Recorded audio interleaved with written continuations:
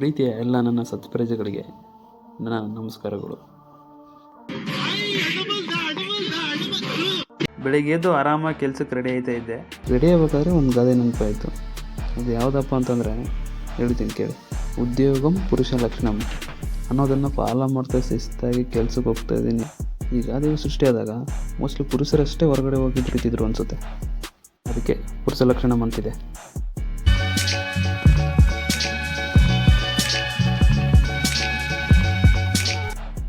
But ಈ ಕಾಲಕ್ಕೆ ಈ ಗಾದೆ ಹೇಳ್ಬೇಕಂದ್ರೆ ಉದ್ಯೋಗ ಮಾನವ ಲಕ್ಷಣಂ ಅಂತ ಹೇಳ್ಬೋದು. ಯಾಕಂದರೆ ನಾವೇ ನೋಡ್ತಾ ಇದ್ದೀವಲ್ಲ, ಗಂಡು ಮಕ್ಕಳು ಹೆಣ್ಮಕ್ಳು ಎಲ್ಲರೂ ಸಮಾನಾಗಿ ದುಡಿತಿದ್ದಾರೆ. ನಮ್ಮ ಸರ್ಕಾರ ಟ್ರಾಫಿಕ್ ಅವಾಯ್ಡ್ ಮಾಡೋಕ್ಕಂತಾನೆ 9 ಸಿಗ್ನಲ್ ಹತ್ರ ಬ್ರಿಡ್ಜ್ಗಳು ಮಾಡಿದ್ದಾರೆ. ಅವರ ಉದ್ದೇಶ ಪೂರೈಸೋಕ್ಕೆ ಅಂತ ಈ ಬ್ರಿಡ್ಜ್ ಮೇಲೆ ಬಂದೆ. ಅದ್ಭುತ, ಅತ್ಯದ್ಭುತ, ಪರಮಾದ್ಭುತ. ಬ್ರಿಡ್ಜ್ ಮೇಲೆ ಹೋಗ್ತಿದ್ರು ಕೂಡ ಯಾಕೆ ಈ ವೆಹಿಕಲ್ಗಳು ಇಷ್ಟೊಂದು ಸ್ಲೋ ಆಗಿ ಹೋಗ್ತವೆ? ನಿಮಗೇನಾದರೂ ಗೊತ್ತಾ?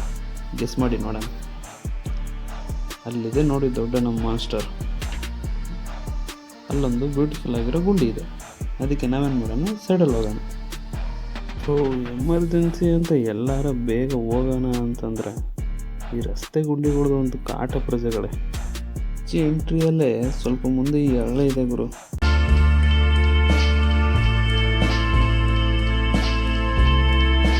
ಸೊ ಈ ಕಡೆ ಬರೋರು ಹುಷಾರಾಗಿ ಬನ್ನಿ.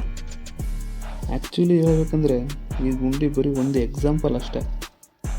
BBMP ಅಂದರೆ ಈಗಿನ ಗ್ರೇಟರ್ ಬೆಂಗಳೂರು ಅಥಾರಿಟಿ ಪ್ರಕಾರ ಬರೀ ಬೆಂಗಳೂರಲ್ಲಿ ಮಾತ್ರ 15,000ಕ್ಕಿಂತ ಹೆಚ್ಚು ಗುಂಡಿಗಳಿವೆಂತೆ. ಸೊ ಯಾವ ಸವಾರಿ ಯಾವ ಗುಂಡಿಗೆ ಮೀಟ್ ಮಾಡ್ತಾನೋ ಗೊತ್ತಿಲ್ಲ. ಹಾಗಾಗಿ ರಸ್ತೆಯಲ್ಲೇ ಪ್ರಯಾಣ ಮಾಡೋರು ಹುಷಾರಾಗಿರೋಣ.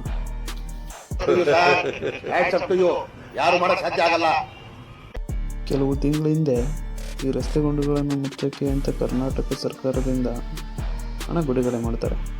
ಅದ್ರ ಬಗ್ಗೆ ಒಂದು ಸಣ್ಣ ಇನ್ಫಾರ್ಮೇಷನ್ ಕೊಡ್ತೀನಿ, ಕೇಳಿ.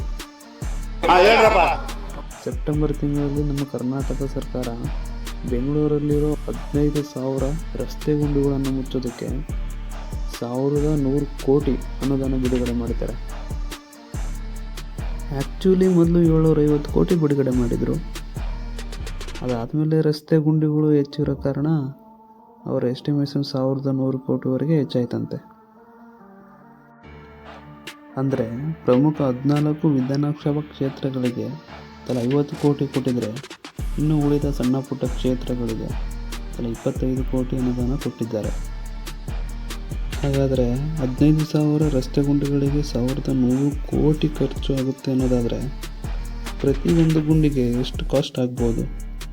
ಇನ್ಫ್ಯಾಕ್ಟ್ DCM ಹೇಳೋ ಪ್ರಕಾರ ಬೆಂಗಳೂರಲ್ಲಿ ಇರೋದು 13,000 ಪ್ಲಸ್ ರಸ್ತೆ ಗುಂಡಿಗಳು.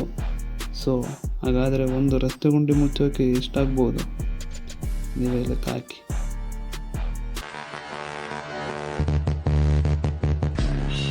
ಓಕೆ, ಇಷ್ಟು ಖರ್ಚಾದರೂ ಪರವಾಗಿಲ್ಲ. ಬಟ್ ಸರ್ಕಾರ ಪ್ರಾಮಿಸ್ ಮಾಡಿರೋದ ಪ್ರಕಾರ ಅಕ್ಟೋಬರ್ 31 ಒಳಗೆ ಅಷ್ಟು ರಸ್ತೆ ಗುಂಡಿಗಳನ್ನು ಮುಚ್ಚಬೇಕಿತ್ತು. ಆದರೆ ಇನ್ನೂ ಯಾಕೆ ಮುಚ್ಚಿಲ್ಲ? ಸೊ ನೋಡೋದಂತೆ ನಡೆದಿಲ್ಲ ಅವರು. ಇನ್ನೊಂದು ಏನು ಗೊತ್ತಾ ಪ್ರಜೆಗಳೇ, ಈ ರಸ್ತೆ ಗುಂಡಿಗಳಿಂದ ಎಷ್ಟು ತೊಂದರೆ ಆಗ್ತಿದೆ ಅಂತ ಪ್ರತಿ ಪ್ರಜೆಗೂ ಗೊತ್ತು. ಅದೆಷ್ಟು ಅಪಘಾತಗಳಾಗಿದೆಯೋ, ಅದೆಷ್ಟು ಪ್ರಾಣಗಳು ಹೋಗಿದೆಯೋ ಲೆಕ್ಕನೇ ಇಲ್ಲ. ಆದರೂ ಕೂಡ ಇದುವರೆಗೆ ಬಂದಿರೋ ಯಾವುದೇ ಸರ್ಕಾರ ಈ ಸಮಸ್ಯೆಗೆ ಸೂಕ್ತ ಪರಿಹಾರನೇ ಕೊಟ್ಟಿಲ್ಲ.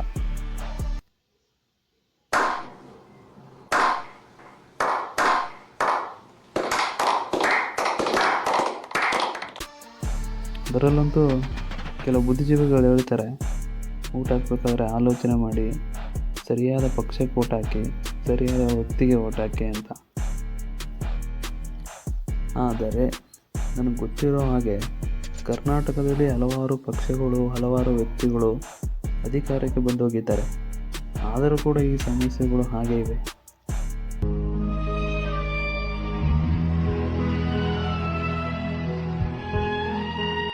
ಸರಿ ಇರಲಿ ಬಿಡಿ, ಯಾವ ರಸ್ತೆ ಗುಂಡಿಲಿ ಯಾರು ಬಿದ್ದು ಯಾರು ಸತ್ತರು ನಮಗೇನು.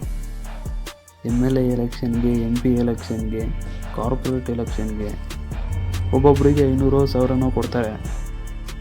ಜೊತೆಗೆ ಒಂದು ಪ್ಲೇಟ್ ಬಿರಿಯಾನಿನೋ ಒಂದು ಬಾಟ್ಲೋ ಕೊಡ್ತಾರೆ. ಅದನ್ನೆಲ್ಲ ತಗೊಂಡು ಅವ್ರಿಗೆ ಊಟ ಹಾಕಿ ಮನೆಗೆ ಬಂದು ಕುಡಿದು ತಿಂದು ಅವ್ರು ಕೊಟ್ಟಿರೋ 1000 ರೂಪಾಯಿ ವರ್ಷ ಪೂರ್ತಿ ಖರ್ಚು ಮಾಡಿಕೊಂಡು ಜೀವನ ಪೂರ್ತಿ ಮೂರನ್ನು ಮುಚ್ಕೊಂಡು, ಅಂದರೆ ಕಣ್ಣು ಕಿವಿ ಬಾಯಿ ಮುಚ್ಕೊಂಡು ಜಾಲಿಯಾಗಿ ಪೀಸ್ಫುಲ್ಲಾಗಿರೋಣ. ಓಕೆ, ನನ್ನ ಪ್ರಜೆಗಳಿಗೆ ಇಷ್ಟು ಹೇಳೋಕ್ಕೆ ಇಷ್ಟಪಡ್ತೀನಿ. ಬಾಯ್. ಮತ್ತೆ ಭೇಟಿಯಾಗೋಣ. ನಮಸ್ಕಾರ.